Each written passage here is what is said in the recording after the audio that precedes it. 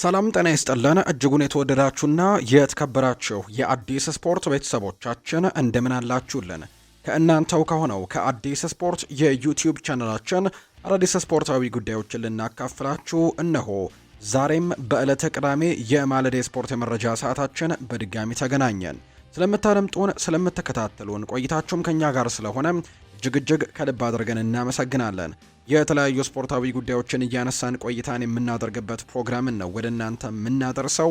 የተለያዩ ርዕሰ ጉዳዮችን እናነሳለን። ትናንትና የተደረጉ ጨዋታዎች አሉ። በእንግሊዝ የኤፍኤ ካፕ መርሃ ግብሮች ትናንትና ጨዋታዎች ቀጥለው ተደርገዋል። በተለይ ሊቨርፑል እና ወልቨርሃምፕተን ወንደረርስ ያደረጉት መርሃ ግብር በርካቶች ሲጠብቁት የነበረ ጨዋታ ነው።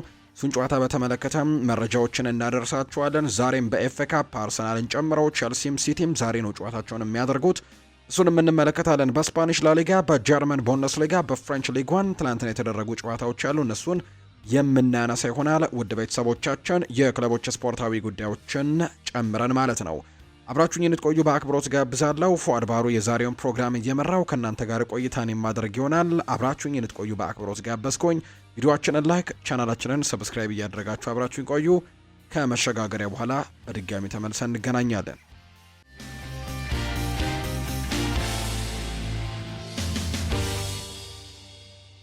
ትላንት የተደረጉ ጨዋታዎችን በማስቀደም ነው የምንጀምረው። ከነዚህ መካከል በእንግሊዝ የኤፍኤ ካፕ የተደረገ ጨዋታ አለ። ሊቨርፑል እና ወልቨርሃምፕተን ወንደረርስ ናቸው ትላንትና ምሽት ጨዋታቸውን ያደረጉት። ይህ ጨዋታ ከ3 ቀንም በፊት በተወዳጁ የእንግሊዝ ፕሪምየር ሊግ መደረጉን የምናስታውሰው ጉዳይ ነው። በተወዳጁ የእንግሊዝ ፕሪምየር ሊግ እነዚህ ሁለት ቡድኖች ጨዋታቸውን ያደርገው እንደነበር እናስታውሳለን። ወልቨርሃምፕተን ወንደረርስ በሞሊኒው ስቴዲየም በፕሪምየር ሊጉ ጨዋታ ሊቨርፑልን 2-1 በሆነ ውጤት አሸንፎት እንደነበር እናስታውሳለን እና የትላንትናው ጨዋታ ከዛ ጋር በተያዘም ሲጠበቅ እንደነበር ነው የተመለከትነው። ሊቨርፑል ትላንትናም በድጋሚ ወደ ሞሊኒው አቅንቶ ነው ወልቨርሃምፕተን ወንደረርስን የገጠመው። ነገር ግን ትላንትና ድል ቀንቶታል። ሩብ ፍጻሜውን መቀላቀሉን ያረጋገጠ ቡድን ሆኗል ሊቨርፑል። በኤፍኤ ካፕ 5ኛ ዙር መርሃ ግብር ሊቨርፑል ወልቨርሃምፕተን ወንደረርስን 3-1 በሆነ ውጤት ነው ትናንትና ማሸነፍ የቻለው። የሊቨርፑልን የማሸነፊያ ግቦች ሙሐመድ ሳላህ፣ አንድሬው ሮበርትሰን እና ከርቲስ ጆንስ ኳስና መረብን ማገናኘት የቻሉ ተጫዋቾች ናቸው። ለወልቨርሃምፕተን ወንደረርስ ብቸኛውን ግብም ሁዋንግ ሂቻን ነው ማስቆጠር የቻለው። ሊቨርፑል ትላንትና ማሸነፉን ተከትሎም የኤፍኤ ካፕ ሩብ ፍጻሜውን መቀላቀል የቻለም ቀዳሚው ቡድን መሆኑን ያረጋገጠ ቡድን ሆኗል። ዛሬ ሌሎቹ ጨዋታዎች ይደረጋሉ። ሩብ ፍጻሜውን ግን ሊቨርፑሎች ተቀላቅለዋል። ቨርጂል ቫን ዳይክ ከጨዋታ በኋላ የተለያዩ ጉዳዮችን አንስቷል።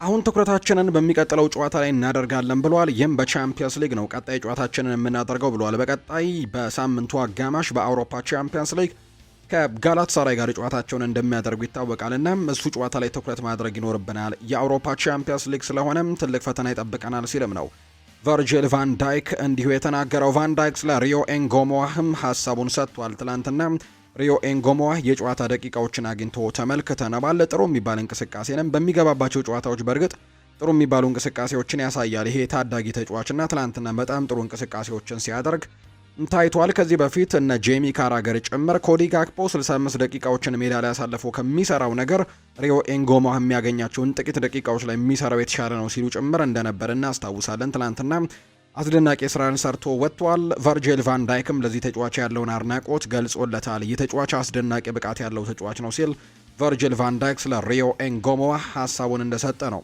የተነገረው። ሌላኛው የምናነሳው ጉዳይ አንድሬው ሮበርትሰን የሰጠው ሀሳብ ነው። የሊቨርፑልን ማሊያ የማረጋግጠው ምንም ነገር የለኝም። በሊቨርፑል ማሊያ እዚህ ለ9 ዓመታት ቆይቼ ያለው እናም ሁሉንም ነገሮችንም አግኝቻለሁ ሲልም የአቅሜንም በሙሉ ሰጣለሁ ሲልም ጭምር ነው የተናገረው። ደጋፊዎችን ያንን ያውቃሉ ብዬ አስባለሁ። ስለዚህ ለሊቨርፑል የማላደርገው ነገር የለም ሲልም ጭምር ነው አንድሬው ሮበርትሰን ሀሳቡን እየሰጠ እንዲሁ የሚገኘው። ከዛ ውጭ ግን ሊቨርፑሎች እንደሚታወቀው አሁን ላይ በዚህ ሁለት ውድድሮች ላይ በአውሮፓ ቻምፒየንስ ሊግ እና በኤፍኤ ካፑ ላይ ዋንጫ ለማምጣት በትልቁ ጥረቶችን እንደሚያደርጉ ከዚህ በፊት ሲናገሩ ነበር። ጥሩ ያልሆነ የውድድር ዓመትን ነው በፕሪሚየር ሊጉ ያሳለፉት። የአምናው ሻምፒዮን በተለይ በክረምቱ በጣም ጥሩ የሚባሉ ዝውውሮችን ከማድረጋቸው ጋር አያይዘው ዘንድሮ ሊቨርፑል በአውሮፓ ቻምፒየንስ ሊግም በሌሎች ውድድሮችም በጣም ጠንካራ ተፎካካሪ ሆኖ ተጠብቆ የነበረ ቢሆንም ነገር ግን ጥሩ የውድድር ዓመትን አላሳለፉምና ይህን የውድድር ዓመታቸውን ለመካስ 2 ዋንጫዎችን ለማምጣት ሙከራዎችን ያደርጋሉ ተብሎ ይታሰባል። እርግጥ ነው በአውሮፓ ቻምፒየንስ ሊግ ዋንጫውን ለማሸነፍ በጣም ከባድ ሊሆን እንደሚችል ቢታመንም ምክንያቱም ትልልቅ ተጋጣሚዎች ገና በውድድሩ ላይ ከመኖራቸው ጋር በተያያዘ ጠንከር ያለ ፉክክር ቢጠብቃቸውም ነገር ግን ቨርጂል ቫን ዳይክ እንደተናገረው ከሆነ ይህንን መጥፎ የሆነ የውድድር ዓመታችንን ለማስተካከል ሁለቱ ዋንጫዎች ላይ ትልቅ ፉክክር ማድረግና የአውሮፓ ቻምፒየንስ ሊግ ተሳትፎን የሚሰጠንን ቶፕ 4 ውስጥ ገብተን ማጠናቀቅ ትልቁ ዓላማችን ነው ሲልም ጭምር ነው የተናገረው። ትላንትና ግን ወደ ሩብ ፍጻሜ ማለፋቸውን አረጋግጠዋል። በእንግሊዝ የኤፍኤ ካፕ አምስተኛ ዙር ጨዋታዎች 3 መርሃ ግብሮችም ዛሬ ቀጥለው ይደረጋሉ። ዛሬ 3 ጨዋታዎች ናቸው የሚደረጉት። ማንስፊልድ ከአርሰናል ጋር የሚያደርገው ጨዋታ ይጠበቃል። ይህ ጨዋታ ልክ ቀን 9 ሰዓት ከሩብ ሲል የሚደረግ መርሃ ግብር ነው። እንግዲህ ማንስፊልድ ዛሬ አርሰናልን ያስተናግዳል። ይህ ቡድን 9186 ብቻ ደጋፊዎችን የሚይዝ ስቴዲየም ነው ያለው። ዋን ኮል ስቴዲየም ይባላል ይህ ስቴዲየም እና ዛሬ ጨዋታው የሚደረገው እዚህ ስቴዲየም ላይ ነው። 9000 ደጋፊዎችን ብቻ መያዝ የሚችል ስቴዲየም እንደሆነም ተነግሯል። በአርሰናል በኩል በዛሬው ጨዋታ ምናልባት ሚኬል ሜሪኖ ረጅም ጊዜ ጉዳት ላይ ያለ ተጫዋች ነው፣ ጨዋታው ላይ ይኖራል ተብሎ አይጠበቅም። ቤን ዋይትም ምናልባት በዛሬው ጨዋታ ላይ ላይኖር እንደሚችል የሚያሳዩ መረጃዎች ወጥተዋል። ማርቲን ኦዴጋርድና ዊሊያም ሳሊባ ግን በዛሬው ጨዋታ ላይ ይመለሱ አይመለሱ እስካሁን የተረጋገጠ ነገር ባይኖረውም ነገር ግን መጠነኛ ጉዳት ላይ ያሉ ተጫዋቾች ናቸው። በዛ ላይ ደግሞ በዛሬው ጨዋታ ላይ በርከት ያሉ ለውጦችን አድርጎ ይገባል ተብሎ ይታሰባል። አሰልጣኝ ሚኬል አርቴታም ቀለል ያለ ተጋጣሚም ከመሆኑ ጋር በተያያዘ የተለያዩ ለውጦችን አድርጎ ይገባል ተብሎ እንደሚታሰብ ነው መረጃዎች የወጡት። ይህ ጨዋታ ልክ ቀን 9 ሰዓት ከሩብ ሲል በማንስፊልድ እና በአርሰናል መካከል የሚደረግ መርሃ ግብር ነው። በእንግሊዝ የኤፍኤ ካፕ የአምስተኛ ዙር መርሃ ግብር ሌላኛው ልክ ምሽት 2 ሰዓት ከ45 ሲል ሬክሻም እና ቼልሲ የሚያደርጉት ጨዋታም እንዲሁ ይጠበቃል።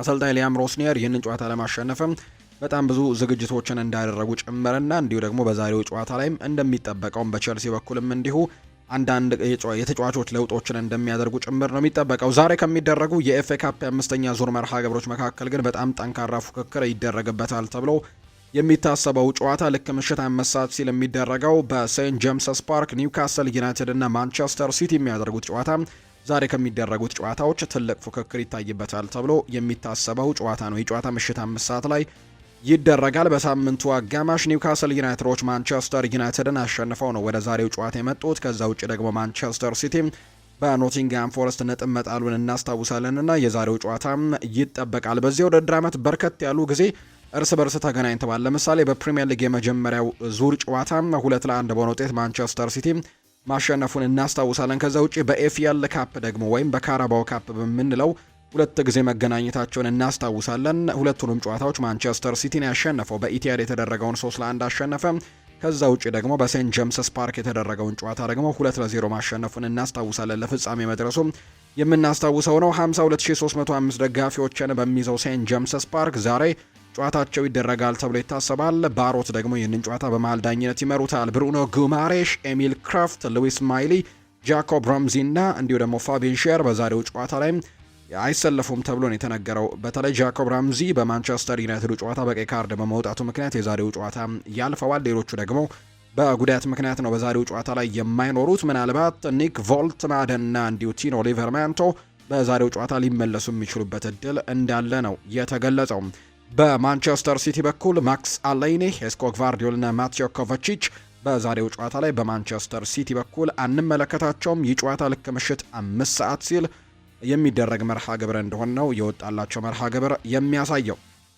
በሌሎች ሊጎችም ትላንትና የተደረጉ ጨዋታዎች ያሉ። በስፔን ትላንትና ሪያል ማድሪድ ድል ቀንቶታል። ሎስ ብላንኮቹ ትላንትና ድል አድርገዋል። በስፓኒሽ ላሊጋ ሪያል ማድሪድ ከሴልታ ቪጎ ጋር ያደረገውን ጨዋታ 2-1 በሆነ ውጤት ነው ማሸነፍ እንደቻለም የተመለከትነው። የሎስ ብላንኮቹን የማሸነፊያ ግቦችም ኦሪዮል ሹዋሜኒ እና ፌዴሪኮ ቫልቬርዴ በመጨረሻው ደቂቃ ላይ ነው። በተለይ ቫልቬርዴ ኳስና መረብን ያገናኘው 5 ደቂቃዎች ተጨምሮ 4ኛው ደቂቃ ላይ ነው ኳስና መረብን ያገናኘውና ለሪያል ማድሪድ እጅግ በጣም ወሳኝ የሆነ ድል ነው የትላንትናው ድል። ምክንያቱም ባርሴሎና ከትላንትናው ጨዋታ በፊት የ4 ነጥብ ልዩነት እንዳላቸው ይታወቃል። ምንም እንኳን ትላንትና አሸንፈው የ4 ነጥብ ልዩነቱን ወደ 1 አጥብበውታል ባርሴሎና ቀሪ ጨዋታውን እስኪያደርግ ድረስ። ነገር ግን ደግሞ ባርሴሎናዎች አሁን ላይ ያሸነፉ ስለሚገኙ ምናልባት ትላንትና ነጥብ ጥሎ ቢሆን ኖሮ የነጥብ ልዩነታቸው ከ4ም ከፍ ሊል የሚችልበት እድል ነበረውና የትላንትናውን ጨዋታ በመጨረሻው ደቂቃ ላይ ጎል አስቆጥረው ማሸነፋቸው ለሪያል ማድሪድ ሲዝኑ እንዳላበቃ ሆነም ተስፋ እንዲሰጣቸው ያደረገ ውጤት ሆኖ ነው የትላንትናው ጨዋታ የተጠናቀቀው። ሁለቱ የአማካይ ስፍራ ተጫዋች የሆኑት ኦሪዮል ሹዋሜኒ እና ፌዴሪኮ ቫልቬርዴ ናቸው ለሪያል ማድሪድ ግቦቹን ያስቆጠሩት። ሪያል ማድሪድ ከ2 ተከታታይ ሽንፈት በኋላ ነው ትላንትና ወደ ድል የተመለሱበት ውጤት የተመዘገበው። በደረጃ ሰንጠረዥም ሁለተኛ ደረጃ ላይ ተቀምጠዋል። 63 ነጥብ ነው ያላቸው። ባርሴሎና እንዳልኳችሁ 64 ነጥብ ሰብስቦ አንደኛ ደረጃ ላይ ተቀምጧል። ነገር ግን አንድ ቀሪ መርሃ ግብር የሚኖረው ነው የሚሆነው። ሪያል ማድሪድ 63 ነጥቦችን በመሰብሰብ ነው ሁለተኛ የተቀመጠው። በቀጣይ በሳምንቱ አጋማሽ በጣም ተጠባቂ የሚባል ጨዋታቸውን ሪያል ማድሪዶች ያደርጋሉ በሜዳቸው ኤል ኢስታዲዮ ሳንቲያጎ ቤርናቢው። በአውሮፓ ቻምፒየንስ ሊግ ከማንቸስተር ሲቲ ጋር የሚያደርጉት ተጠባቂ መርሃ ግብር እጅግ በርካቶች በጉጉት የሚጠብቁት ጨዋታ ይሆናል ተብሎ ይታሰባል። የሁለቱ ቡድኖች ጨዋታ ቲያጎ ፒትራቺ ለእኛ በጣም አስፈላጊ ተጫዋች ነው ሲልም ይናገራል። አልቫሮ አርቤሎዋ ከጨዋታው በኋላ ሲናገር አስደናቂ ጨዋታንም አድርጓል። በጣም ተለዋዋጭ ነው። ኳሱን ባልያዝንበት ቅጽበት እንኳን የተጋጣሚ ተጫዋቾችን ይስባል። ድንቅ አካዳሚ ተጫዋችም አግኝተናል። ድንቅ አካዳሚም እንዳለን ማመን አለብን ሲል ነው አልቫሮ አርቤሎዋ ሀሳቡን የሰጠው ከትናንትናው ጨዋታ በኋላ። ሌላኛው የተነሳው ጉዳይ ከአርዳ ጉሌር ጋር የተያዘ ጉዳይ ነው። ተበሳጭቷል የሚል ጥያቄ ቀርቦለት ነበር። በሪያል ማድሪድ ከኔ በላይ ለሱ ብዙ የጨዋታ እድል የሰጠው አንድም አሰልጣኝ የለም። አዎ ከኔ በላይ ይህንን ያክል እምነት ያሳየው አሰልጣኝ የለም። እናም አሁን ላይ ተማመንበታለሁ ሲልም ጭምር ነው አልቫሮ አርቤሎዋ ስለ አርዳ ጉሌር ሀሳቡን የሰጠው። አርዳ ጉሌር ትላንትና አሲስት ማድረጉን ተመልክተናል። በተለይ ኦሪዮል ሹዋሜኒ ላስቆጠረው ጎል አሲስት ያደረገው አርዳ ጉሌር እንደነበር ነው የተመለከትነው። በዚህም ሪያል ማድሪድ ድል ማድረጉን ተከትሎ በስፓኒሽ ላሊጋ ፉክክር ላይ ትልቅ ፉክክር እንዲኖር ያደረገበት አጋጣሚ ነው የተፈጠረው። ሌሎች ጨዋታዎችም እንዲሁ ዛሬ ይደረጋሉ። በስፓኒሽ ላሊጋ ኦሳሱና እና ማዮርካ ጨዋታቸውን ያደርጋሉ። ሌቫንቴ እና ዢሮና እንዲሁ አትሌቲኮ ማድሪድ ዛሬ በኤርዋንዳ ሜትሮፖሊታኖ አሬና ከሪያል ሶሴዳድ ጋር ምሽት 2 ሰዓት ከ30 ሲል የዲየጎ ሲሞኔ ቡድን የሚያደርገው ጨዋታ ይጠበቃል። ሌላኛው ባስክ ላይ የሚደረገው አትሌቲክ ቤልባኦ እና እንዲሁ ባርሰሎና የሚያደርጉት ጨዋታ ዛሬ ልክ ከምሽት 5 ሰዓት ሲል የሚደረግ መርሃ ግብር እንደሆነ ነው የጨዋታዎቹ መርሃ ግብሮች የሚያሳዩት። የጀርመን ቡንደስሊጋ ጨዋታዎችም ትናንትና ቀጥለው ተደርገዋል። በተለይ በአንድ ጨዋታ ነው ትናንትና ቀጥሎ የተደረገው። በጀርመን ቡንደስሊጋ መርሃ ግብር መሪው ባየር ሚኒክ ከቦሩሲያ ሞንችግላድባህ ጋር ነበር ትናንትና ጨዋታውን ያደረገው። 4-1 በሆነ ሰፊ ውጤትም ማሸነፍ ችሏል። የባየር ሚኒክን የማሸነፊያ ግቦች ሉዊስ ዲያስ፣ ኮንራድ ላይመር እና እንዲሁ ደግሞ ኒኮላ ጃክሰን፣ ጀማል ሙሲየላ የሚያስቆጠሩ ተጫዋቾች ናቸው። እነዚህ 4 ተጫዋቾች ኳስና መረብን አገናኝተዋል። ሉዊስ ዲያስ በጀርመን ቡንደስሊጋ በጣም ስኬታማ እየሆነ እንደሆነ እየተመለከትን እንገኛለን። በከፍተኛ ግብ አስቆጣሪነቱ በአሲስቱም በጣም ጥሩ ደረጃ ላይ ነው የሚገኘው። በተለይ ከሊቨርፑል ከለቀቀ በኋላ ጥሩ ጊዜያቶችን እያሳለፈ ይገኛል በጀርመኑ ክለብ። ሉዊስ ዲያስ በዚህ የውድድር ዘመን በቡንደስሊጋ ብቻ 14 ጎሎችን ያስቆጥሮ 14 አሲስቶችን ያደረገበት አጋጣሚን የተመለከትነውና በጣም ጥሩ የሚባል የውድድር ዓመትን እያሳለፈ ነው። ባየር ሚኒክ ነጥቡን 66 በማድረስም ቡንደስሊጋውን በ14 ነጥብ ልዩነትም እየመራ ይገኛል። የጀርመን ቡንደስሊጋንም ዶሚኔት እያደረገ ነው የሚገኘው ባየር ሚኒክ። ዛሬም በርከት ባሉ ጨዋታዎች ቀጥለው ይደረጋሉ። የጀርመን ቡንደስሊጋ ፍራይበርግ ከባየር ሌቨርኩዘን፣ ሄዲኒሃም ከሆፋይኒያም፣ ማይንስ ከስቱትጋርት፣ አርቢ ለብዚሽ ከኦግስበርግ፣ ቮልስበርግ ከሃምበርግ እና እንዲሁ ኮሎኝ ከቦሩሲያ ዶርትመንድ ዛሬ የሚያደርጓቸው ጨዋታዎች እንደሆኑ ነው የወጣላቸው መርሃ ግብር የሚያሳየው። ሌላኛው ትላንት የተደረጉት ጨዋታዎች ደግሞ ለምሳሌ ያክል በፍሬንች ሊግ ኤም ትላንትና የተደረገ መርሃ ግብር አለ። ፓሪስ ሰን ዠርሜን በሜዳው ፓርክ ደስ ፕሪንሰስ የሉዊስ ኤንሪኬ ቡድን ትላንትና ለሞናኮ እጁን ሰጥቷል። ሞናኮች 3-1 በሆነ ውጤት ነው ይህንን ጨዋታ ማሸነፍ የቻሉት። ማለስ አክሊቺዮ ትላንትና ጎል ማስቆጠር ችለዋል። ከዛ ውጪ ግሎቪን እና ፍሎሪያን ባሎገን ግቦቹን ያስቆጠሩ የሞናኮ ተጫዋቾች ናቸው። ምንም እንኳን ብራድሌ ባርኮላ ኳስና መረብን ለፓሪስ ሰን ዠርሜን ማገናኘት ቢችልም ነገር ግን ከሽንፈት ሊታደጋቸው አልቻለም። በተለይ በሳምንቱ አጋማሽ ላይ ወሳኝ የሚባል ጨዋታ እንዳለባቸው ይታወቃል። ነገር ግን በትናንትናው ጨዋታ ላይ በጣም አሪፍ የሚባሉ ተጫዋቾቻቸውን ወይም ቋሚ የሚባሉ ተጫዋቾቻቸውን ነው ትላንትና እንደተጠቀሙ የተመለከትነው። አችራፍ ሀኪሚ ነበሩ፣ ኢሊያ ዛባርኒ፣ ዊሊያም ፓቾ፣ ኑኖ ሜንደሽ በተከላካይ ስፍራ ላይ ነበሩ። ዋረን ዛየር ኤሚሪ እንዲሁ ቪታኒሃም ጭምር የተመለከትንበት። ደዘረድዌ፣ ባርኮላ እና ክቫቻ ክቫራስኬሊያ በቋሚ አስተላለፍ ውስጥ የተካተቱበት እንደነበር ጭምር ተመልክተናል። እነ ኦስማን ዴምቤሌም ተቀይረው የገቡበት አጋጣሚ ነበር። ነገር ግን ውጤቱን መቀየር ሳይችሉ በሞናኮ 3-1 በሆነ ውጤት የተሸነፉበት አጋጣሚን ተመልክተናል ፓሪስ ሰን ዠርሜኖችን። ዛሬም በፍሬንች ሊግ 1 ጨዋታዎች ቀጥለው ይደረጋሉ። ናንተስ ከአንጀርስ፣ ኦንዤ ከስትራስቡርግ እና ቱሉዝ ከኦሎምፒክ ደ ማርሴይ ዛሬ የሚደረጉ ጨዋታዎች ናቸው። በፍሬንች ሊግ 1 በጣሊያን ሴሪኤ ዛሬ ካግሊያሪ ከኮሞ፣ አታላንታ ከዩዲኒዜ እና እንዲሁ ዩቬንቱስ ከፒያትሳ ጋር የሚያደርጓቸው ጨዋታዎች ዛሬ ከሚጠበቁ የጣሊያን ሴሪ መርሃ ግብሮች መካከል ናቸው። ትናንትና ናፖሊ በሜዳው ዲኤጎ አርማንዶ ማራዶና ስቴዲየም ቶሪኖን የገጠመበት ጨዋታም ትላንትና ተደርጎ ነበር። ናፖሊ ጨዋታውን 2-1 በሆነ ውጤት ነው ማሸነፍ የቻለው። የትላንትናውን የጣሊያን ሴሪኤ መርሃ ግብር ኤልማስ ትላንትና ጎል አስቆጥሯል። ከዛ ውጭ ደግሞ ኬቨን ደብሮይና ወደ ጨዋታ የተመለሰበት አጋጣሚን የተመለከትነው፣ እንዲሁ ደግሞ አሊሰን ሳንቶስም እንዲሁ ጎል ያስቆጠረበት ጨዋታ ሆኗል። በዚህም ናፖሊዎች 2-1 በሆነ ውጤት ነው ትላንትና አሸንፈው ጨዋታውን የወጡት። በዚህም በጣሊያን ሴሪኤ አሁንም የአውሮፓ ቻምፒየንስ ሊግን ቦታ ለመያዝ በጣም ጥሩ ፉክክርን እያደረጉ ነው። በእርግጥ የሻምፒዮንነት ቦታው ላይ ኢንተር ሚላን በጣም ራቅ ብሎ ነው የተቀመጠውና ከሁለተኛ ደረጃ ላይ ካለው ከተቀመጠው ቡድን እንኳን ከ10 በላይ ነጥቦች በላይ ይርቃልና ፉክክሩ ምናልባት በሻምፒዮንነቱ ሳይሆን በአውሮፓ ቻምፒየንስ ሊግ ቦታን ይዞ ለማጠናቀቅ ይሆናል ተብሎ ነው የሚታሰበው። በሳዑዲ ፕሮ ሊግን ፉክክሩ እንደደራ ነው የሚገኙ። አሁንም አልናስር፣ አልአህሊና አልሂላል አሁንም ዋንጫውን ለማሸነፍ በጣም በትልቅ ፉክክር ላይ ነው የሚገኙት። ትላንትና አልአህሊና አልሂላል ጨዋታቸውን አድርገው ነበር። ሁለቱም ቡድኖች ድል ቀንቷቸዋል። በሳዑዲ አረቢያ ሊግ አልአህሊ ከአልኢቲሃድ ጋር ነበር ጨዋታውን ያደረገው። ይህንን ጨዋታ 3-1 በሆነ ውጤት ማሸነፍ ችሏል። የአልአህሊን የማሸነፊያ ግቦችም አይቨን ቶኒ፣ ሪያድ ማህሬዝ እና አልቡራካን ነው ማስቆጠር የቻሉት። የአልኢቲሃድን ብቸኛ ጎል ደግሞ ፋቢኒሆ ቢያስቆጠረም ነገር ግን ውጤት ማምጣት አልቻሉም። በሌላ ጨዋታ ደግሞ አልሂላል አልነጃምን ነው 4-0 በሆነ ውጤት በሰፊ ውጤት ማሸነፍ የቻሉት። የአልሂላልን የማሸነፊያ ግቦች ካረም ቤንዜማ ትላንትና በሜዳው ላይ የመጀመሪያው ጨዋታውን አድርጓል። በአልሂላል ሜዳ ማለት ነው። 2 ግቦችን ያስቆጥረዋል። ማልኮም እና ሳቪች ደግሞ ቀሪዎቹን ግቦች ሰርጌ ሚሊንኮቪች ሳቪች ቀሪዎቹን ግቦች ያስቆጠሩ ተጫዋቾች እንደሆኑ ነው የተመለከትነው። በዚህም አልአህሊ 62 ነጥቦችን በመሰብሰብ አንደኛ ደረጃ ላይ ተቀምጦ ተመልክተነዋል። አልናስር ቀሪ አንድ ጨዋታ መርሃ ግብር አለው። እሱን ማሸነፍ የሚችል ከሆነ ነጥቡን 64 ማድረስ ይችላል። ሁለተኛ ደረጃ ላይ የተቀመጠው አልናስር ነው። አንድ ቀሪ መርሃ ግብር እያለው እሱ 61 ነጥብ አለው።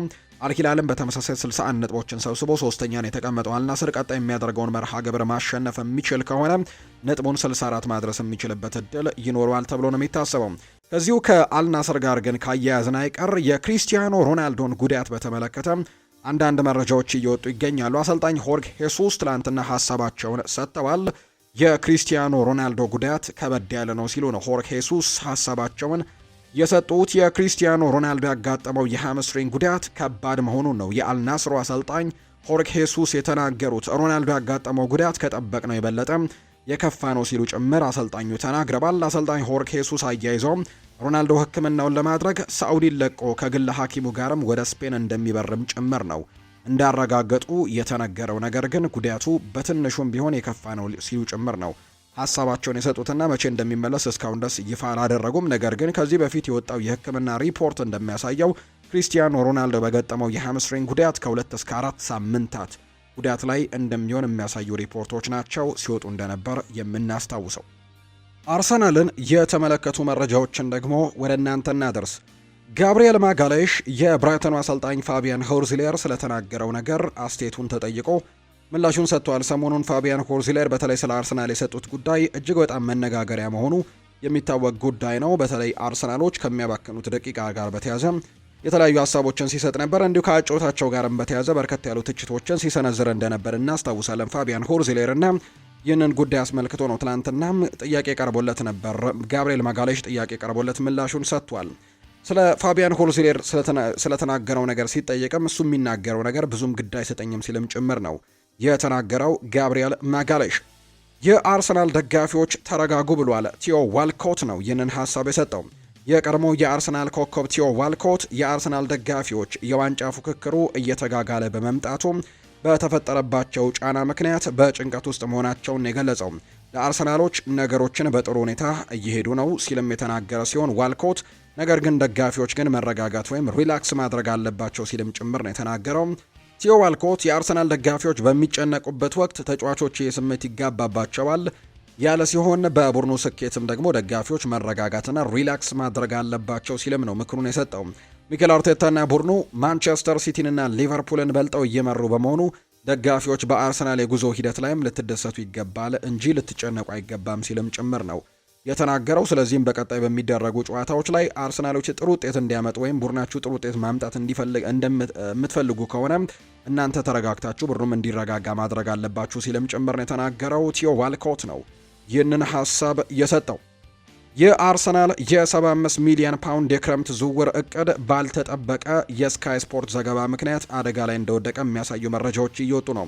አርሰናል የውድድር ዘመኑ ሲጠናቀቅ የኒውካስል ዩናይትድን አጥቂ አንቶኒ ጎርደንን ለማስፈረም ተስፋ አድርጎ እንደነበር ይነገራል። ይሁን እንጂ ስካይ ስፖርት ባወጣው አዲስ ዘገባ መሰረት ተጫዋቹ ከኒውካስል ዩናይትድ ጋር ባለው ውል ላይ 4 ዓመታት እንደሚቀሩት ነው ያስታወቀው። ቀደም ሲል ተጫዋቹ በክለቡ 2 ዓመታት ብቻ እንደሚቀሩት የሚናፈሱ ወሬዎች የነበሩ ሲሆን አሁን ላይ የወጣው ይፋዊ መረጃ ግን አርሰናልም ሆነ ሌሎችም ፈላጊዎችን ኩም ያደረገ መረጃ እንደሆነ ነው የተገለጸው።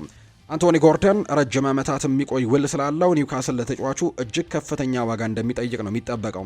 አርሰናል በክረምቱ ተጫዋቹን በ75 ሚሊዮን ፓውንድ ለማስፈረም እቅድ ይዞ የነበረ ቢሆንም አሁን ባለው ሁኔታ ግን ክለቡ ለአንቶኒ ጎርደን ጥያቄ ለማቅረብ ድፍረት ይኑረው እንደሆነ ማየቱ ትኩረት የሚስብ ጉዳይ ነው።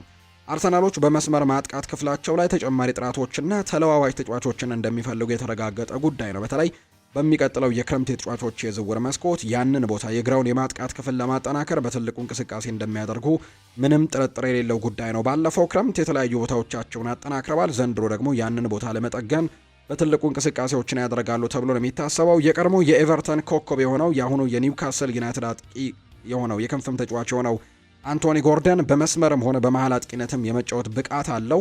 ለአርሰናል የማጥቃት ክፍልም ግቦችንና የፈጠራ ችሎታንም ጭምር እንደሚጨምር ነው የሚታወቀው። የፕሪሚየር ሊጉ መሪ ቡድን የመቀላቀል እድልም ለተጫዋቹ እጅግ አስደሳች ሊሆን ይችላል። አንቶኒ ጎርደን በትልልቅ መድረኮች ላይም የመፎካከር ፍላጎት ያለው ሲሆን አርሰናል ደግሞ ለዋና ዋንጫዎችም ለመታገል የሚያስችል መድረክም ሊያመቻችለት ይችላል። ምንም እንኳን ኒውካስል ዩናይትድ ትኩረት የሚስብ ፕሮጀክት ቢኖረውም አሁንም ለሊጉ ዋንጫ ወይም ደግሞ ለቻምፒየንስ ሊግም ለመፎካከር ከሚያስፈልገው ደረጃ ላይ እንዳልደረሰ ነው የሚነገረው። ተጫዋቹ በክረምቱ ከክለቡ የመልቀቅ ግፊት ያደርግ እንደሆነ ወደፊት የሚታይ ጉዳይ ይሆናል። አርሰናልን የመሰለ ክለብ የመቀላቀል እድልም ለሱ በቀላሉ ውድቅ የሚደረግ አይደለም። በሌላ በኩል ተጫዋቹ ቀደም ሲል እንደ ሊቨርፑል ካሉ ክለቦች ጋርም ስሙ ሲያያዝ ቆይቷል። በክረምቱ የእሱን ፊርማ ለማግኘትም በክለቦች መካከል ፉክክር ይኖር እንደሆነ ማየቱ አስገራሚ ነው የሚያደርገው። ኒውካስል ዩናይትድ እንደ ጎርደን ያለ ተጫዋችም በቀላሉ ማጣት በጭራሽ አይፈልጉም። በመሆኑም በጣም ከፍተኛ ዋጋ ሊጠይቁ ይችላሉ። የ25 ዓመቱ አጥቂ በዚህ ውድድር ዘመን በሁሉም ውድድሮች 14 ግቦችን አስቆጥሮ 5 አሲስቶችን ማድረጉን ደግሞ የምናስታውሰው ጉዳይ ነው። የማንቸስተር ዩናይትድ ጉዳዮችን ወደ እናንተ እናደርስ ውድ ቤተሰቦቻችን። እንግዲህ ፓትሪስ ኤቭራ ይናገራል። ሰሞኑን በተለይ ፖል ስኮልስ ከማንቸስተር ዩናይትድ ጋር አያይዞ የሰጠው ሀሳብ በርካቶችን እያነጋገረ ነው የሚገኘው። ከነዚህ መካከል ፓትሪስ ኤቭራም ምላሹን ሰጥቶበታል። ፖል ስኮልስ ማይክል ካሪክ ቡድኑን አይመጥንም የሚል አይነት ሀሳብን ጭምር ነው ከኒውካስል ዩናይትዱ ሽንፈት በኋላ ሀሳቡን የሰጠውና ፓትሪስ ኤቭራም እንዲሁ ትላንትና ምሽት እንደነገርኳችሁ ደግሞ ሌላኛው የቀድሞ ተጫዋች የነበረው ዌይን ማርክ ሩኒም ደግሞ ትችቱን ሰንዝሮ እንደነበር ይታወሳል ፖል ስኮልስ ላይና ፓትሪስ ኤቭራ ትላንትና ሌላኛውን ሀሳብ ሰጥቷል። አብዛኛው የዩናይትድ ሌጀንድ አሰልጣኝ አልሆነ ያለው ነው ሲልም ጭምር ነው ፓትሪስ ኤቭራ የሚናገረው። የቀድሞ የማንቸስተር ዩናይትድ ተከላካይ ፓትሪስ ኤቭራ የቀድሞ የክለቡ ታሪካዊ ተጫዋች የሚሰጡትን አስተያየት ተችቶታል። አብዛኞቹ የማንቸስተር ዩናይትድ የቀድሞ ተጫዋቾች የአሰልጣኝነት እድል አግኝተው ወዲያውኑ የተባረሩ ናቸው ሲልም ነው ፓትሪስ ኤቭራም እንዲሁ ሀሳቡን እየሰጠም የሚገኘው። ይህንን ለጋሪ ኔቭል ነግሬዋለሁ ያለው ኤቭራም በቲቪ ማውራት ቀላል ነው፣ ቫሌንሲያ ሄደ ግን አልተሳካለም፣ በ3 ወራትም ተባረሃል ብዬ ነግሬው ነበር ብሏል። አክሎም ጥሩ ተጫዋቾች ቢሆኑም በአሰልጣኝነት ግን ስኬታማ ግን አይደሉም ሲል ማይክል ካሪክ መተቸታቸውን ልክ አይደለም ሲልም ጭምር ነው የተናገረው። ሲናገሩና ሲተቹ የአሰልጣኙን የወደፊት ስራም ያበላሻሉ፣ ትችታቸውንም የማጋነን ባህሪ ያላቸው ሲልም ጭምር ነው ፓትሪስ ኤቭራ ጨምሮ የተናገረው። የባርሴሎናው ማርከስ ራሽፎርድን በቋሚነት ለማስፈረም ባርሴሎናዎች ከማንቸስተር ዩናይትድ ጋር የሚያደርጉት ድርድር የላቀ ደረጃ ላይ መድረሱን የሚያሳዩ ሪፖርቶችን እየተመለከትን ነው። ስምምነቱም በ30 ሚሊዮን ዩሮ ገደማ እንደሚጠናቀቅ እንደሚጠበቅ ነው ፋብሪዚዮ ሮማኖ ይፋ ያደረገው። ተጫዋቹም እዛው በስፔን ባርሴሎና መቆየትን ምርጫውን አድርጓል ተብሏል። ስለዚህ ወደ ማንቸስተር ዩናይትድ የሚመለስበት እድል እንደሌለ ነው የተገለጸው። ስለዚህ ማርከስ ራሽፎርድ በባርሴሎና የመቆየት እድሉ ሰፊ ነው። ባርሴሎናም የተጠየቀውን ገንዘብ ለመክፈል 30 ሚሊዮን ዩሮ ገደማውን ለመክፈልም መስማማቱን የሚያሳዩ ሪፖርቶች እየወጡ ነው። በሚቀጥለው የክረምት የተጫዋቾች የዝውውር መስኮት በዝውውር ገበያው ላይ በትልቁ ስማቸው ይነሳሉ ተብለው ከሚጠበቁ ተጫዋቾች መካከል አንደኛው የኒውካስል ዩናይትዱ ጣሊያናዊ የአማካይ ስፍራ ተጫዋች የሆነው ሳንድሮ ቶናሊ አንደኛው እንደሆነ በርካቶች ያነሳሉ። ኒውካስል ሳንድሮ ቶናሊን ለመሸጥ 100 ሚሊዮን ዩሮ አካባቢ እንደሚፈልጉ ነው የጣሊያኑ የመረጃ ምንጭ የሆነው ቱቶ ስፖርት መረጃውን ያጋራው። ማንቸስተር ዩናይትድ ተጫዋቹን ክረምት ላይ ማንቸስተር ዩናይትድን የሚለቀውን ካሴሜሮን ለመተካት የሚችሉበትም ሁነኛ አማራጭ አድርገውም ይቆጥሩታል ነው የተባለው። በእርግጥ ካሴሜሮ ብሩኖ ጉማሬሽን እንዲያስፈርሙ ቢጠቁማቸውም ዩናይትዶች ግን የካሴሜሮ ተተኪ ይሆናል ብለው የሚያስቡት ተጫዋች ሳንድሮ ቶናሊ እንደሆነ ነው እየተገለጸ የሚገኘው። ኒውካስሎች ግን ከዚህ ተጫዋች 100 ሚሊዮን ዩሮ አካባቢ ይፈልጋሉ ተብሏል። ማንቸስተር ዩናይትድ ብቻ አይደለም የዚህ ተጫዋች ፈላጊ፣ አርሰናልን ጨምሮ እንዲሁም የሌሎችም የእንግሊዝ ክለቦችና በስፔንም ሪያል ማድሪድ ጭምር የዚህ ተጫዋች ፈላጊ እንደሆነ ይነገራል። በጣሊያንም በርከት ያሉ ፈላጊዎች ያሉት። ስለዚህ ማንቸስተር ዩናይትድ ይህንን ተጫዋች ለማስፈረም ትልቅ ፉክክር ይጠብቀዋል ተብሎም ይታሰባል። ዩናይትድ ቀጣዩን አሰልጣኝ ለመቅጠር የራሱን መመዘኛዎች እያደረገ እንደሚገኝ እየተገለጸ ነው። ዩናይትድ ለሮቤርቶ ዲዘርቤ ከፍተኛ ፍላጎት እያሳየ እንደሚገኝ ነው ዘ ቴሌግራፍ የተባለው የመረጃ ምንጭ ይፋ ያደረገው። ጣሊያናዊው አሰልጣኝ ራሱ ክለቡን ለመምራትም ከፍተኛ ፍላጎት እንዳለው ይገለጻል። ዩናይትዶች ማን ዋና አሰልጣኝ እንደሚሆን ገና እየወሰኑ ቢሆንም ዲዘርቢ ግን በእጩ ዝርዝራቸው ውስጥ ከፍተኛ ቦታን እንዳገኘ ይገለጻል። ሌሎችም እነ ኦሊቨር ግላስነር የሚመስሉም አሰልጣኞች ደግሞ እንዲሁ በዝርዝር ውስጥ በትልቅ ቦታ የሚቀመጡ ናቸው። ነገር ግን አሁን ላይ ሮቤርቶ ዲዘርቢ ቀዳሚውን ቦታ እንደያዘ የሚያሳዩ ሪፖርቶች በተደጋጋሚ እየወጡ ነው። በሚቀጥለው ክረምት ማንቸስተር ዩናይትድ የአሰልጣኝነቱን ቦታ በአዲስ ለመተካትም በትልቁ እንቅስቃሴዎችን ያደርጋሉ ተብሎ ይታሰባል። ማይክል ካሪክ የመቀጠሉ ነገር በጣም የአጠራጣሪ ነው ሲልም ነው ቤን ጃኮብስ መረጃውን እንዳጋራ የሚታወሰውና ዩናይትዶች ሌሎች አሰልጣኞችን በደንብ እየተከታተሉ እንደሚገኙ ጭምር ነው የተነገረው። ፒየር ካሉሉ በዚህ የውድድር ዘመን በዩቬንቱስ ቤት እያሳየ የሚገኘው አቋም የፕሪሚየር ሊጉ ክለቦችን ትኩረት እንደሳበ እየተነገረ ነው። ማንቸስተር ዩናይትድ እና ሊቨርፑል በተጫዋቹ ጉዳይም በቅርብ ከዩቬንቱስ ጋር ንግግር እንደሚያደርጉ ይጠበቃል። ፒየር ካሉሉ ወደ ፕሪሚየር ሊግ ለማምራት ትልቅ እድል ይኖረዋል ተብሎ ይታሰባል። እንደ ጋዜታ ዴሎ ስፖርት ዘገባ ከሆነ ዩናይትድና ሊቨርፑል ደግሞ ለፒየር ካሉሉ ትልቅ ፉክክር ያደርጋሉ ተብሎ ነው የሚጠበቀው። ሌላኛው ከማንቸስተር ዩናይትድ ጋር ከተነሳም መነሳቱ የማይቀረው ስም ኤሊዮት አንደርሰን ነው። በሚቀጥለው ክረምት ማንቸስተር ዩናይትድ እና ማንቸስተር ሲቲ ይህንን ተጫዋች ለማስፈረም ትልቅ ፉክክር ያደርጋሉ ተብሎ ነው የሚታሰበው። ቤን ጃኮብስ ግን አንድ መረጃን አጋርቷል። ኤሊዮት አንደርሰን ወደ ማንቸስተር ዩናይትድ ወይም ወደ ማንቸስተር ሲቲ ለመዘዋወር ስምምነት ላይ ደርሷል የሚሉ ዘገባዎች ከእውነት የራቁ ናቸው ብሏል ቤን ጃኮብስ። በአሁኑ ወቅት ኖቲንግሃም ፎረስት በፕሪሚየር ሊጉ የመቆየት እድሉ አደጋ ላይ በመሆኑ ለኤሊዮት አንደርሰን የቆረጠው ዋጋ በጭራሽ የለም ተብሎ ነው የሚጠበቀው። ኖቲንግሃም ፎረስት አማካዩ በዝቅተኛ ዋጋ ለመልቀቅም በጭራሽ እንደማይፈልግ ነው የተነገረው። ከሌሎች ክለቦች ጋርም ድርድር የሚጀምረው የውድድር ዘመኑ ካለቀ በኋላ ብቻ እንደሆነ ጭምር ተነግሯል። ስለዚህ እስካሁን የተደረገ አንድም ንግግር እንደሌለ ጭምር ነው እየተገለጸ የሚገኘው። ስለዚህ በሚቀጥለው የውድድር ዓመት ወይም ደግሞ ከመጀመሩ በፊት ይሄ ውድድር ዓመት እንዳለቀ ነው ቤን ጃኮብስ እንደተናገረው ከሆነ ለኤሊዮት አንደርሰን ክለቡ ኖቲንግሃም ፎረስት ንግግር እንደሚጀምር ይፋ ያደረገው። ማንቸስተር ዩናይትድ የሚፈልጓቸውና ዋነኛ ኢላማ ያደረጓቸው ተጫዋቾችን ለይተዋል። ከነዚህ መካከል አንዳንዶቹ በይፋ የሚታወቁ ሲሆን ሌሎቹ ደግሞ ይፋ ያልተደረጉ በሚስጥር የተያዙ ስሞችም አሉ። ቀደም ብሎ በተጠቀሰው መረጃ መሰረትም እንደ ኤሊዮት አንደርሰን፣ አደም ዋርተን እና ካርሎስ ባሌባ ያሉትን እየተመለከቱ እንደሆነ የሚታወቅ ጉዳይ ነው። ከዚህ በፊትም ሲገለጽ እንደነበር። ነገር ግን ከነዚህ ውጭ ግን በስፔን የሚገኙና ስማቸው ቢሰማ በጣም ያልተጠበቁ እናም ሊያስገርሙ የሚችሉ ሌሎች ጥቂት የተጫዋቾች ዝርዝርም ጭምር እንዳላቸው የሚያሳዩ መረጃዎች እየወጡ እንደሚገኝ ነው አንዲ ሚተን ዘገባውን እያጋራ የሚገኘው። ቸልሲን የተመለከቱ መረጃዎችን እናንሳ። ዦ ፔድሮ የሳምንቱ ምርጥ ተጫዋች ተብሏል። የእንግሊዝ ፕሪምየር ሊግ 29ኛ ሳምንት ጨዋታ የሳምንቱ ምርጥ ተጫዋች ይፋ ተደርጓል። በዚህ መሰረትም የቸልሲው የፊት መስመር አጥቂ የሆነው ዣኦ ፔድሮ የሳምንቱ ምርጥ ተጫዋች በመባል ነው የተመረጠው። ዣኦ ፔድሮ ቸልሲ አስተን ቪላን ባሸነፈበት ጨዋታም 3 ግቦችን በማስቆጠር ሃትሪክ መስራቱን ጭምር የምናስታውሰው ጉዳይ ነውና በዛ ጨዋታ ላይ የጨዋታው ኮከብም ተብሏል። የሳምንቱ ምርጥ ተጫዋች የተባለው ደግሞ እሱ እንደሆነ ጭምር እንደተነገረ ነው ዘገባዎች እየጠቆሙ የሚገኙት። ሌላኛው ከዛሬው ጨዋታ ጋር በተያዘም ሊያም ሮስኔር ያነሳቸው በርከት ያሉ ጉዳዮች ይገኛሉ። ከጨዋታው ጋር በተያዘ በርከት ያሉ ጉዳዮች እየተነሱ ይገኛሉ።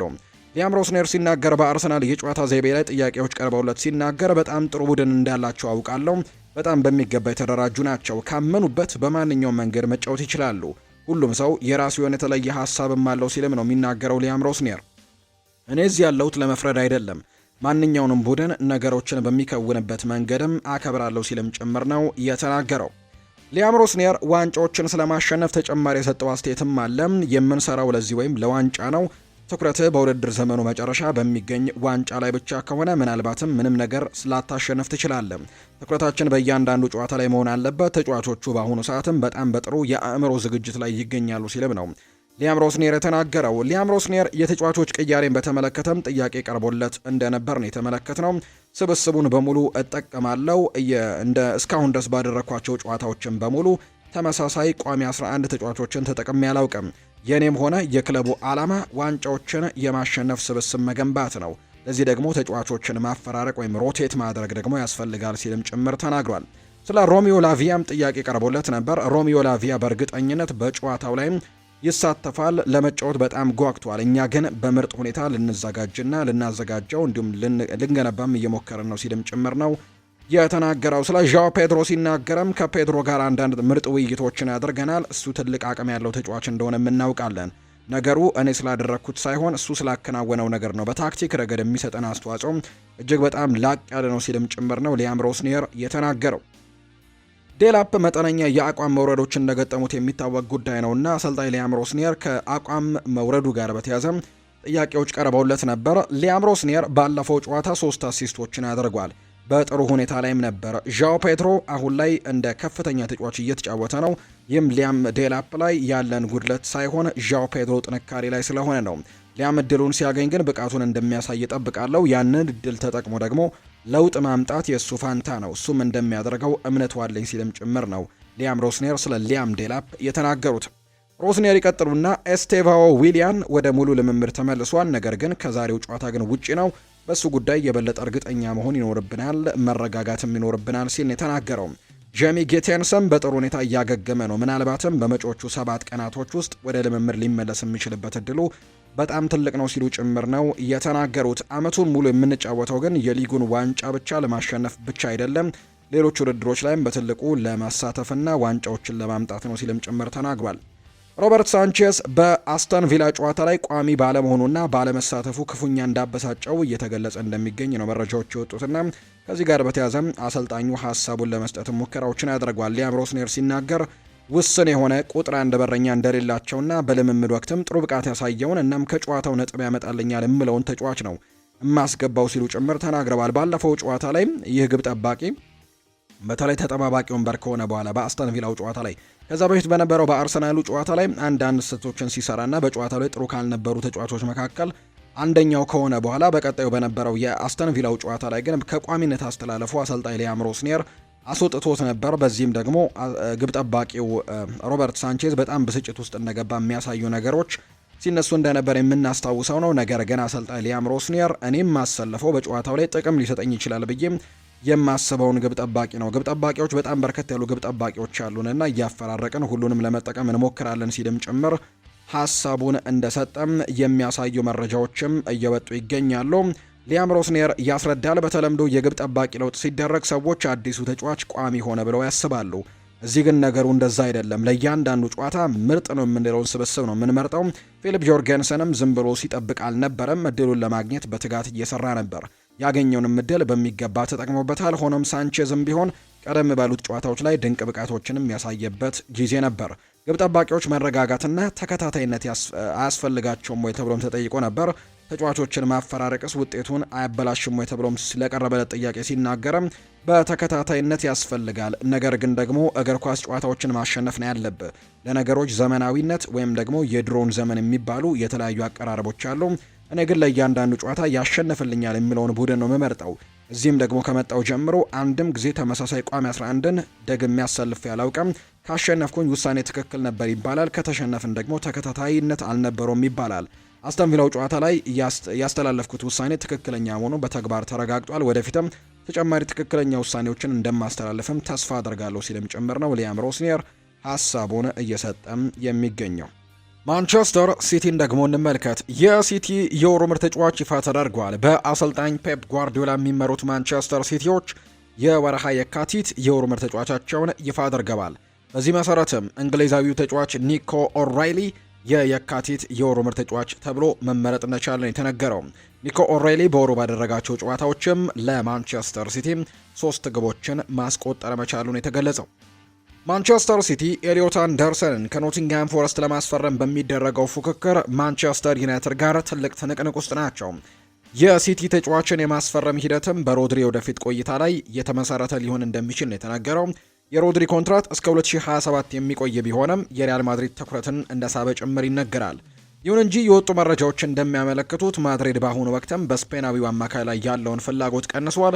ለዚህም እንደ ምክንያትነት የተጠቀሱት ደግሞ የኮንትራቱ ሁኔታ፣ የጉዳት ታሪኩና ከ60 ሚሊዮን ዩሮ በላይ ሊጠየቅበት የሚችለው የዝውውር ዋጋ እንደሆነ ጭምር ነው መረጃዎች የወጡት። ማይክል ኦውን ይናገራል። አሁን ያለው የሲቲ የፕሬሲንጉ መጠን ከ60 ደቂቃ በኋላ በጣም ይወርዳል።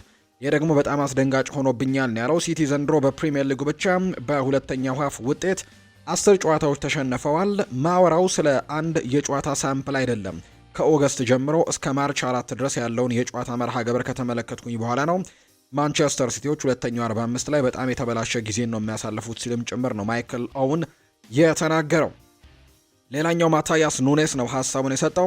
በእርግጠኝነት እንደገና ለመጫወት ዝግጁ እንሆናለን፣ ምክንያቱም አሁንም በሁሉም ውድድሮች ውስጥ ስለሆነን ሁሉንም ነገር የማሸነፍ እድል አለን ሲልም ጭምር ነው የተናገረው። ምንም ያክል ነጥብ ወደ ኋላ ብንቀር 15 ነጥብ ወደ ኋላ ልንቀር እንችላለን፣ ነገር ግን አሁንም እነሱን ለማሳደድ መሞከራችንን እንቀጥላለን ሲልም ነው ማቲያስ ኑኔስ የተናገረው። ኖቲንግሃም ፎረስት አስደናቂ ጎሎችን አስቆጥረዋል፣ ምክንያቱም ስፔስ ካልሰጠናቸው ጫና ውስጥ ሆነን መወሰን አለባቸው። በተለይም ስንመራ ደግሞ የበለጠ ትኩረት ማድረግ አለብን፣ ምክንያቱም ጨዋታውን መቆጣጠርና ዘና ማለት የለብንም። እናም ደግሞ እኛ ግን ካስቆጠርን በኋላ ትንሽ ዘና ያለን ይመስለኝ ነበር ሲልም ጭምር ነው የተናገረው ማቲያስ ኑኔስ። ተጋጣሚዎቹ በሰጠናቸው ውስጥም 11 ተጫዋቾች ነበራቸው። ስለዚህ ነገሩ ከባድ እንደሚሆን እናውቃለን። ነገር ግን በተለይ መሪ በሆንበት ሰዓትም የበለጠ መረጋጋት ወይም ስቴብል መሆን፣ በቀላሉ ጎሎችን ላለማስተናገድ ጥረት ማድረግም አለብን።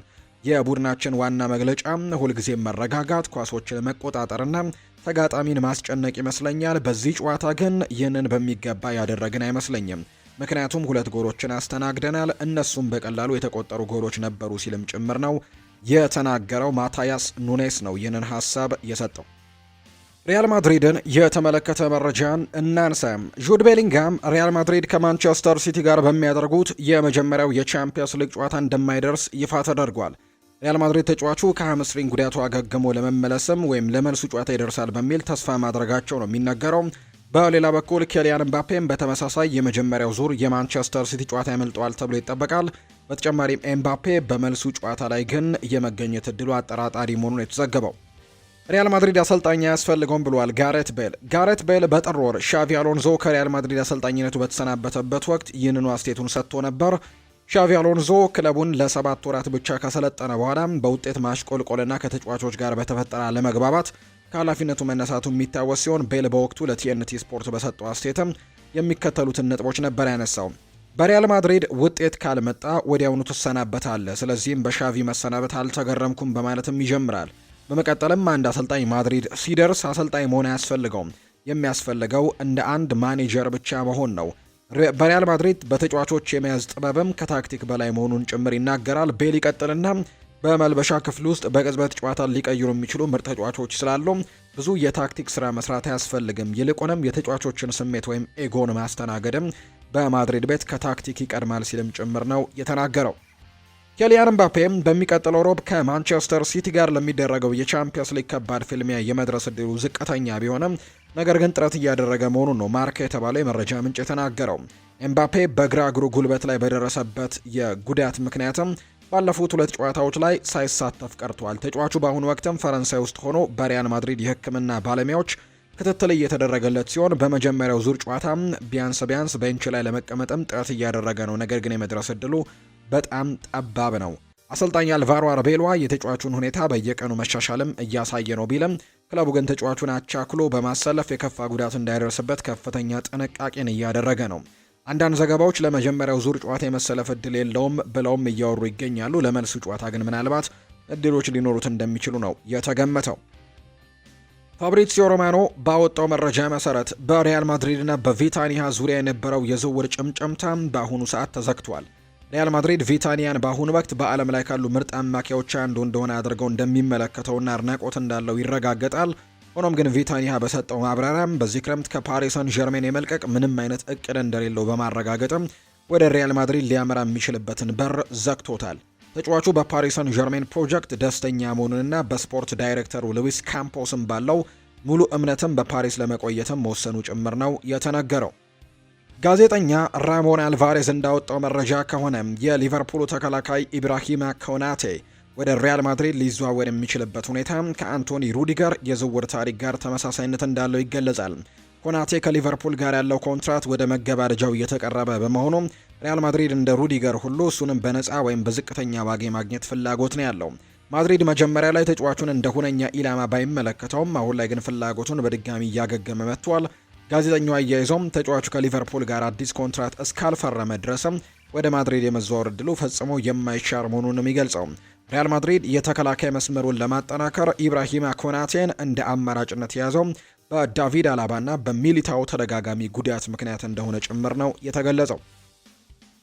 የኤምሬትስ አየር መንገድ ከሪያል ማድሪድ ጋር የክለቡ ዋና የማሊያ ስፖንሰር በመሆን እስከ 2031 ድረስ የሚያቆየውን አዲስ ውል ተፈራርሟል። በዚህ መሰረትም አዲሱ ስምምነት ለሪያል ማድሪድ ሌላ ትልቅ የፋይናንስ እድገትን ይዞ እንደሚመጣ ነው ጋዜጠኛ ራሞን አልቫሬዝ ይፋ ያደረገው። ማንቸስተር ሲቲዎች ሪያል ማድሪድ ሮድሪን ለማስፈረምም እንደሚፈልግ አስቀድመው ተረድተዋል። ሆኖም ግን እስካሁን ግልጽ የሆነ ድርድርም ሆነ ስምምነት የለም። ሮድሪ አሁን ላይ ለሪያል ማድሪድ የመሃል ሜዳ መፍትሄም እንደ ዋነኛ አማራጭ ተደርጎ ይታያል። ከዚህ በተጨማሪ ግን ተጫዋቹ የሜዳ ላይ የመሪነት ክህሎቱን ጨምሮ የጨዋታ ፍጥነትን የመቆጣጠር ችሎታ እንዲሁም ልምድ ያለው አማካይ በመሆኑ በክለቡ ዘንድም ተመራጭ አድርጎታል ብሏል ማቴዎ ሞሬቶ ባወጣው መረጃ።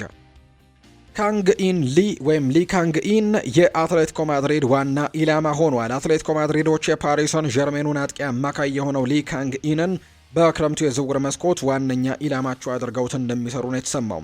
ፓሪሰን ጀርሜኖች ለሳውዝ ኮሪያዊው ኢንተርናሽናልም አዲስ ኮንትራት ለማቅረብም እንቅስቃሴዎች ቢጀምሩም አትሌቲኮ ማድሪዶች ግን ለተጫዋቹ የተሻለ ነገር ለማቅረብ በዝግጅት ላይ እንደሆኑ ነው ማቴዎ ሞሬቶ መረጃውን ያጋራው። ጄሲ ሊንጋርድ የብራዚሉን ክለብ በይፋ ተቀላቅሏል። የቀድሞው እንግሊዛዊው የማንቸስተር ዩናይትድ የፊት መስመር ተጫዋች ጄሲ ሊንጋርድ የብራዚሉን ክለብ ኮረንቲያስን ነው የተቀላቀለው።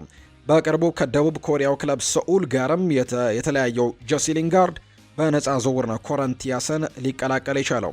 የ33 ዓመቱ ተጫዋች ጄሲ ሊንጋርድ በኮረንቲያስም የ77 ቁጥር ማሊያን ይለብሳል። ጄሲ ሊንጋርድ በእግር ኳስ ሕይወቱ 9ኛ ክለቡን ነው የተቀላቀለው። ጃክ ዊልሼር ይናገራል። ቀጣይ ከቶተንሃም ጋር ልንጫወት እንችላለን ብለዋል። እንግሊዛዊው አሰልጣኝ ነው ጃክ ዊልሼር ቀጣይ ዓመት ሉተን ታውንን ወደ ሻምፒዮንሺፑ ማሳደግ እንደሚፈልግ ነው የገለጸው።